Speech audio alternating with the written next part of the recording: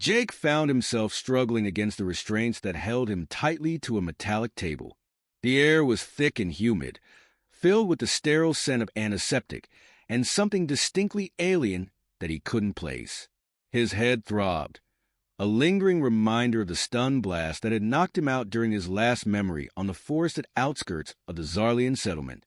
The room was dimly lit, mostly by panels of glowing blue and green lights from various consoles and screens. Footsteps approached, heavy and deliberate, echoing ominously in the cold chamber.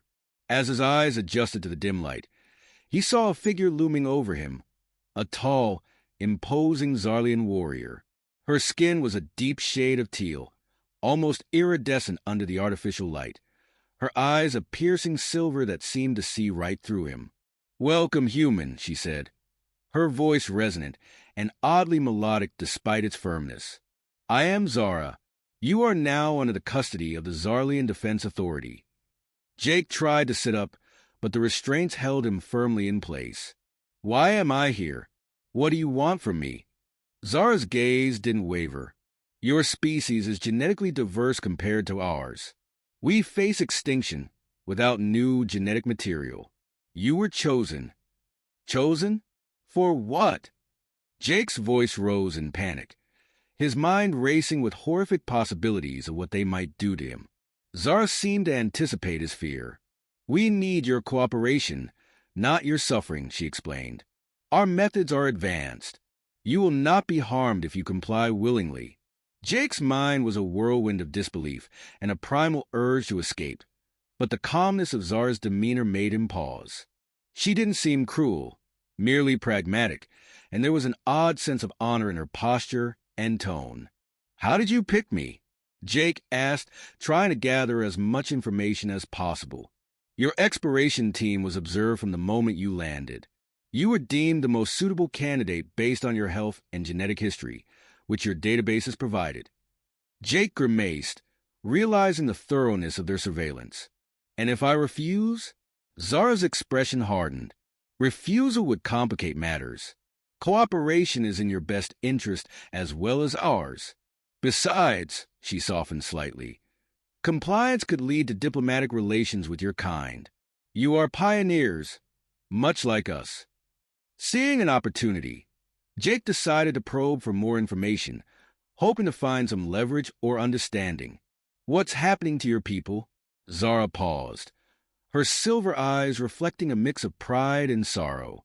"We are warriors, explorers of the cosmos, but a genetic flaw has begun to surface over generations, reducing our fertility and vitality. Without intervention, our race will not survive another century." Her openness took Jake by surprise. It was clear that this situation was as dire for her people as it was terrifying for him. The fear of being used was overwhelming, but so was the empathy he felt for Zara's plight. "Help US Jake," Zara said, stepping closer, her voice almost pleading. "Help us save my people, and I promise, your role in this will be honored." The mixture of her imposing presence and the earnest plea was disorienting. Jake was far from home, held captive on an alien world. Yet something in Zara's plea resonated with him. He was still wary, the threat to his autonomy clear, but he began to consider what cooperation might mean. Could this be a bridge for peace, or was he merely deluding himself to feel less like a prisoner? As he lay there, contemplating his next move, he realized that this was not just about survival, but about understanding. Understanding a new culture, a new struggle, and maybe, just maybe, finding a way to coexist and benefit mutually. Despite the bizarre and frightening circumstances, Jake found himself surprisingly ready to listen. Jake spent the following days in a state of cautious observation and reluctant cooperation. The facility he was kept in was a marvel of Zarlian technology, vast and intricate with biotechnological interfaces that seemed to blend organic components with advanced machinery. He wasn't confined to his initial holding room, but was instead allowed some movement within restricted areas under heavy surveillance. His main contact remained Zara, who visited frequently, not only as a guard but also as a sort of liaison, explaining the workings of their society and the specifics of their genetic crisis. Jake found himself in the bizarre position of student and specimen, as Zara detailed the Zarlian heritage of strength and resilience, now threatened by their own biology.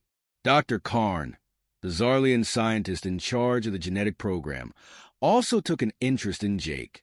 A creature of sharp intellect and little patience, Dr. Karn was responsible for explaining the procedures they intended to carry out. We need to analyze your DNA to synthesize a compatible sequence that can be integrated into ours, he explained during one of their sessions.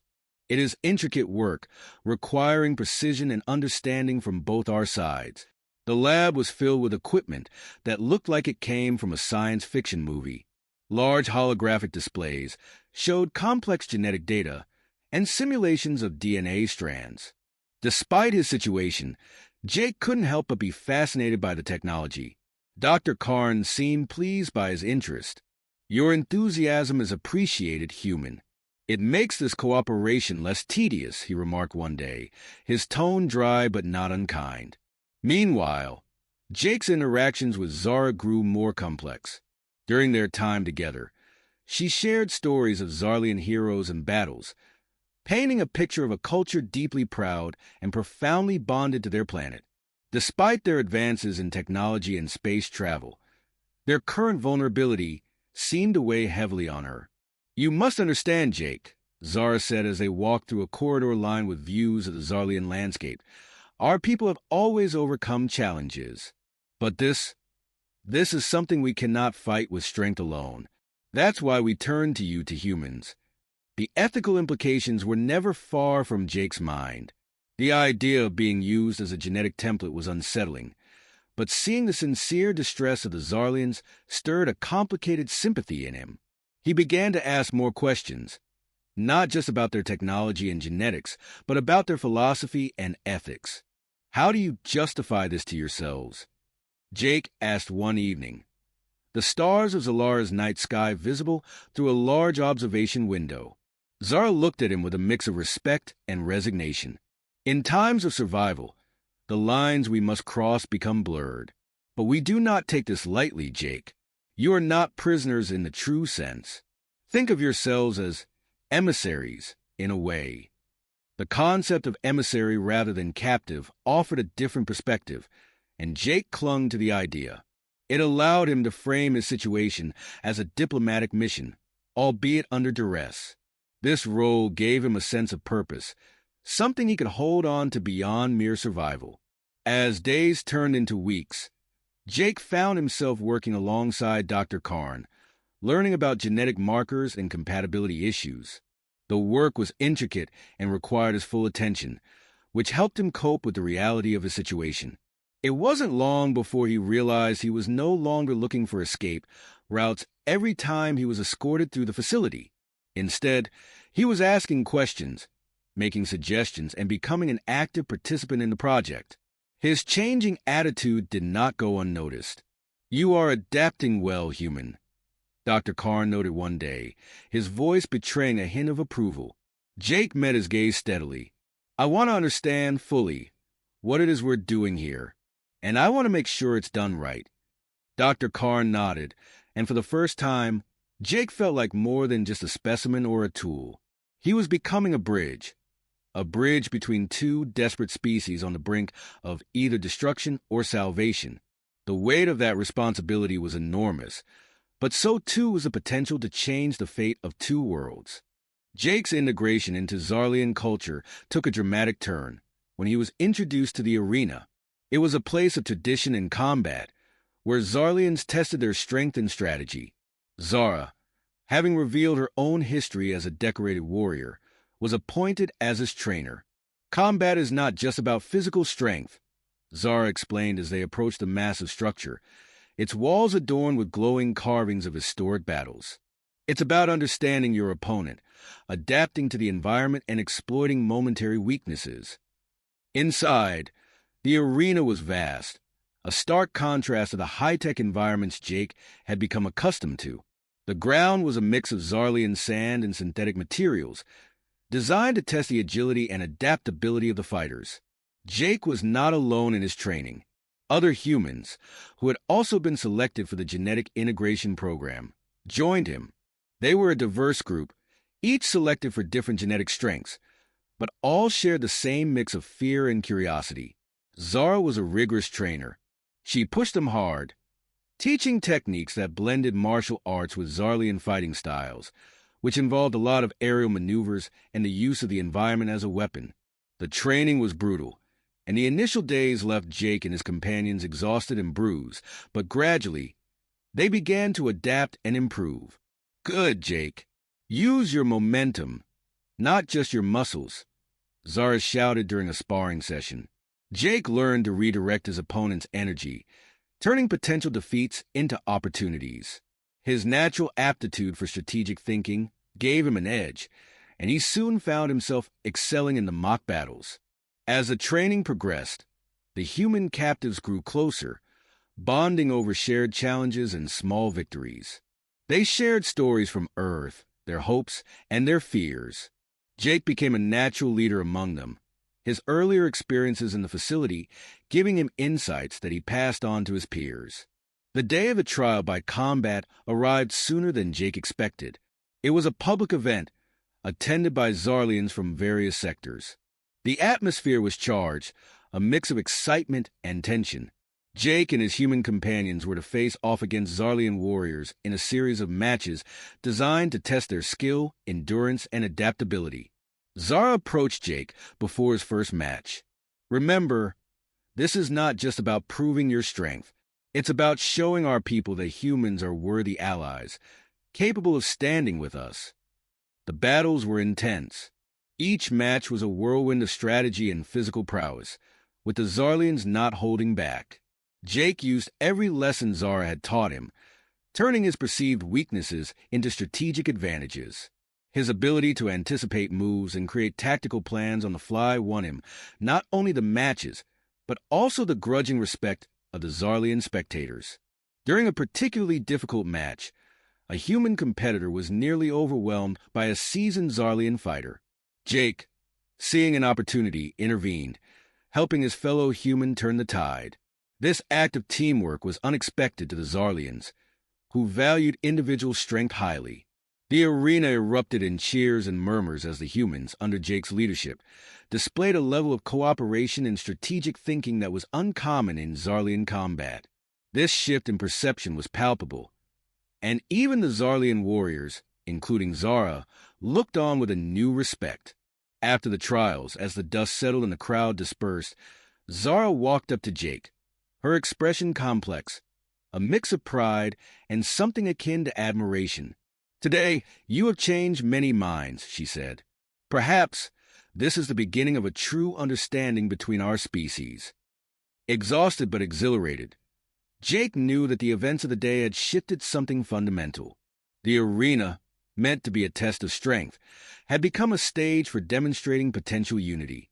As he walked away from the sand and lights of the arena, flanked by his human comrades and watched by the Zarlians, he felt a weighty sense of responsibility, but also a flicker of hope. For the first time since his capture, he felt that maybe, just maybe, they could all find a way forward together. After the trials in the arena, the atmosphere within the Zarlian facility changed perceptibly. Respect for the human captives grew, but so did tensions. Among some Zarlians, there was unease about the implications of integrating human DNA into their lineage, and whispers of dissent began to echo through the corridors. Jake noticed the shift and saw an opportunity.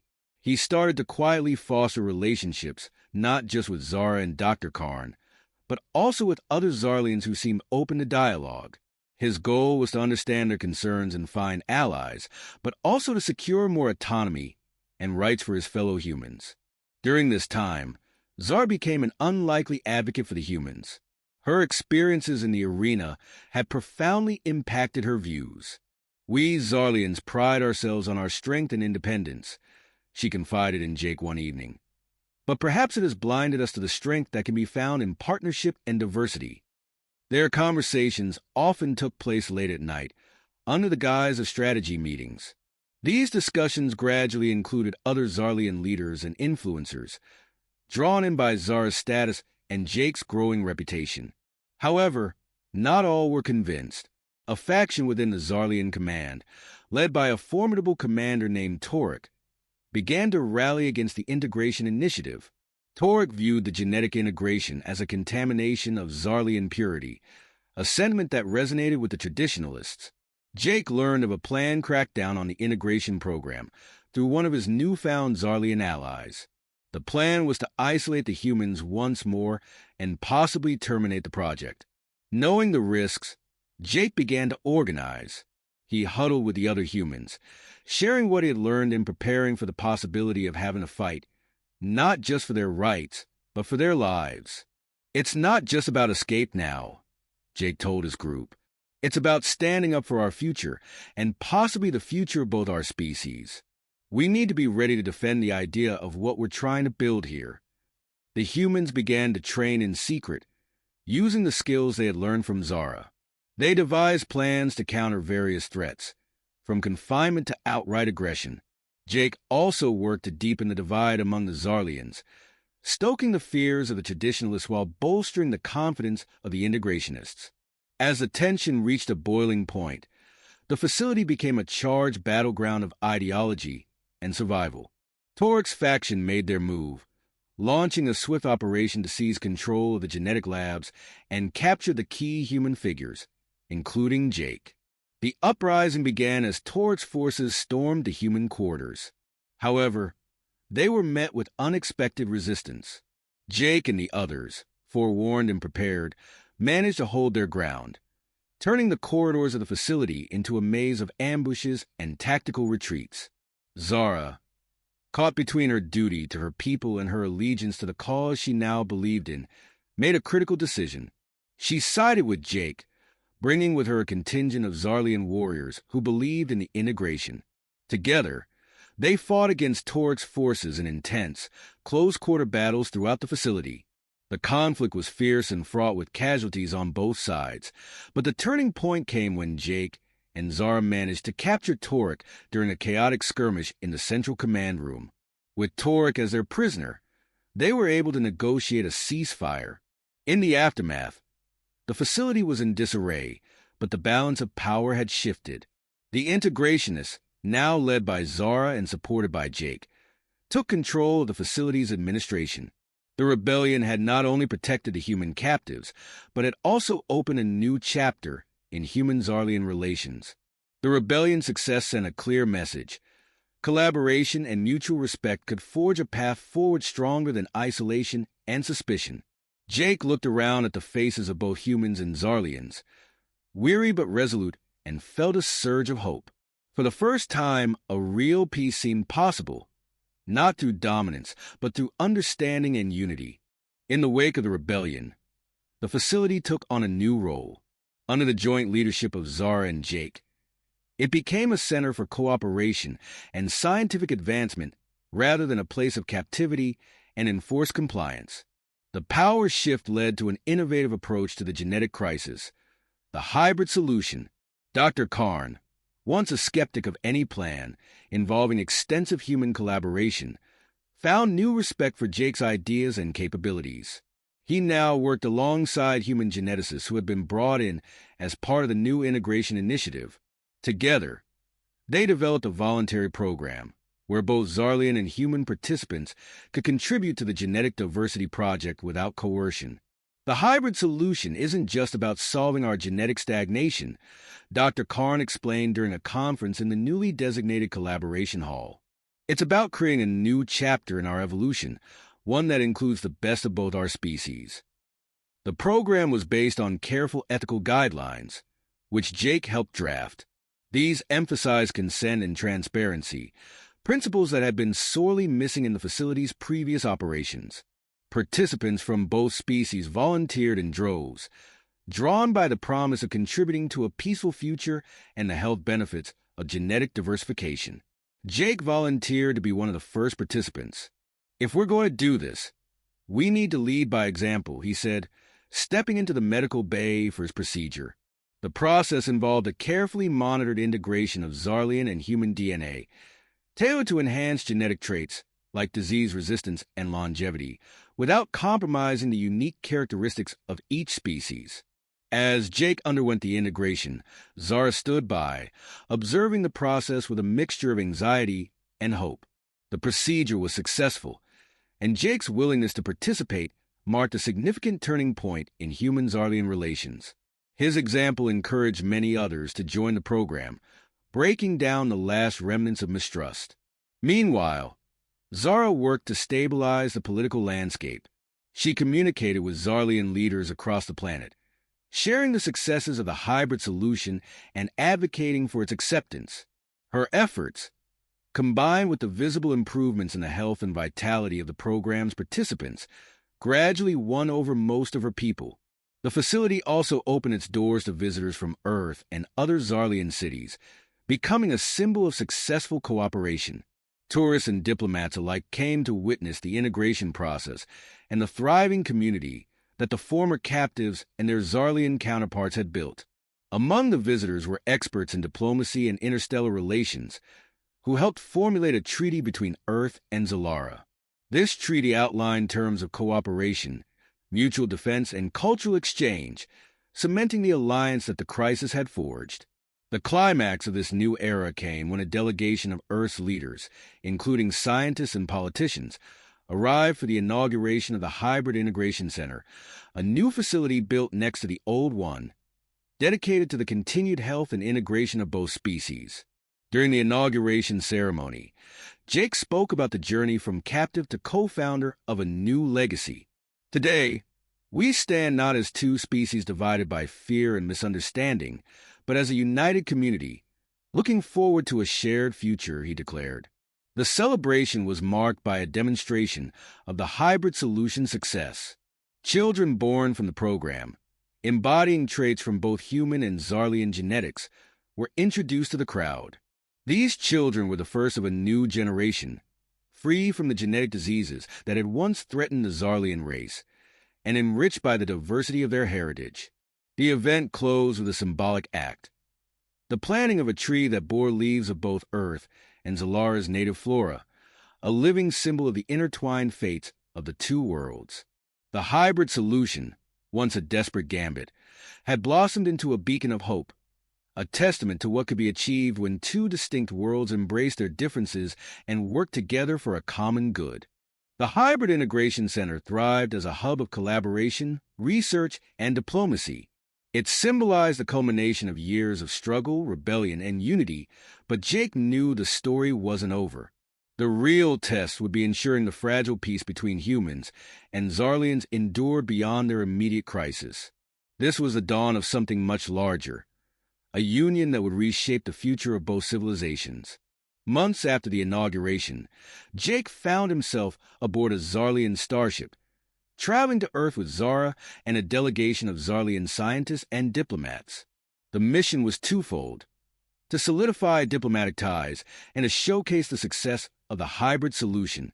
Earth, though intrigued by the alliance, had approached it cautiously, wary of the motives behind the initial capture of its citizens. The landing in Earth's capital was a spectacle. A fleet of Zarlian vessels descended gracefully, their sleek, organic designs gleaming in the sunlight.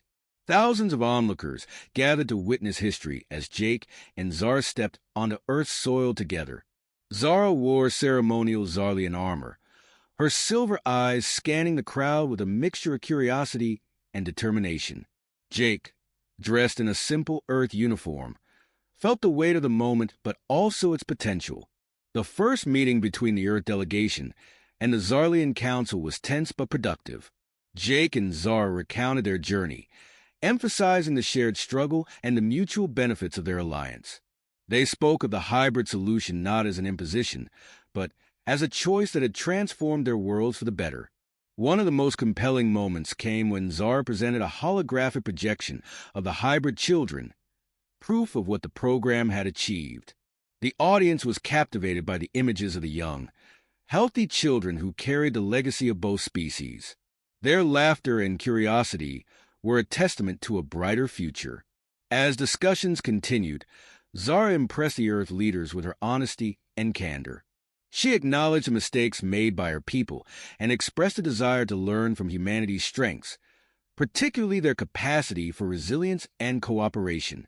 Jake, in turn, highlighted the wisdom and adaptability of the Zarlians, qualities he had come to admire deeply. The turning point in the negotiations came when a representative of Earth asked Zara a question that hung heavy in the air. Why should we trust you, knowing how this began? Zara's response was calm but heartfelt. Trust is not given, it is earned. I stand here today not to demand your trust, but to show you what we have built together. Jake and the humans in our care could have remained our prisoners, but they became our teachers, our partners, and our friends. I ask not for blind faith, but for a chance to prove that this alliance can lead us to a future neither of us could achieve alone. The room fell silent before erupting in applause. The sincerity of her words resonated with the crowd, and for the first time, it seemed the alliance would not only survive but thrive. Over the following weeks, the alliance was formalized in a historic treaty signed by representatives of Earth and Zalara. It established frameworks for cultural exchange, scientific cooperation, and joint defense initiatives. The treaty also mandated the expansion of the Hybrid Integration Center, allowing it to operate on Earth and become a model for similar programs across both worlds. As the treaty was signed, Jake felt a profound sense of closure. What had started as a nightmare of captivity had evolved into a mission that redefined the futures of two species. He looked at Zara, who had become not only a friend but also a symbol of the Alliance's success, and felt a deep sense of gratitude. In the months that followed, life on both planets began to transform. Hybrid children became symbols of unity, their unique traits celebrated rather than feared. Trade and travel between Earth and Zalara flourished, leading to unprecedented advancements in technology, medicine, and culture. Both civilizations grew stronger together, each contributing their strengths to the other. For Jake, the journey came full circle when he returned to Zalara, now as an ambassador. Walking through the halls of the original facility where he had once been a captive, he marveled at how far they had come. The labs were now bustling with cooperative teams of humans and Zarlians, the tension replaced by camaraderie and purpose. Zara joined him at the observation deck, where the twin suns of Zalara cast a golden glow over the landscape. "Did you ever think it would end like this?" she asked, her voice soft but filled with pride. Jake smiled, his gaze fixed on the horizon. "Not in my wildest dreams. But I'm glad it did." They stood in silence for a moment, the weight of their shared journey sinking in. What had begun as a desperate bid for survival had become a story of resilience, redemption, and hope. Together, they had forged a path that proved the strength of unity and the power of understanding. As the suns dipped below the horizon, Jake felt a sense of peace. This wasn't just an ending, it was a beginning. The alliance between Earth and Zalara was more than a treaty. It was a promise that even in the darkest times, the light of cooperation and trust could illuminate a new dawn. Humanity had not only survived, it had thrived, alongside its unlikely allies, in a galaxy forever changed by their courage and compassion.